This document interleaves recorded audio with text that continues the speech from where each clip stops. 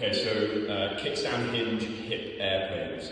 The first part of this movement is a kickstand hinge, which if you're doing this exercise, you should already be familiar with. So just to recap, stand on one leg that you're targeting, bend the knee, toes down just for balance, hands on hips, turn the hip lasers into the stance leg without letting the knee turn out as well. And then you're going to think about tilting your sit bones to point up towards the ceiling as far as you can without letting this knee drift back. You should now feel your glutes, or the back of your hip on this side, stretching.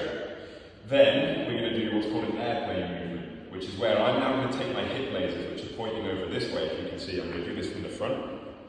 So I've done my kickstand hinge, my lasers are pointing this direction, and I'm now going to turn my pelvis, and I'm thinking about my hip lasers pointing as far in that direction as I can, and then I'm going to do the opposite. I'm going to turn my hip lasers to point as far in this direction as I can.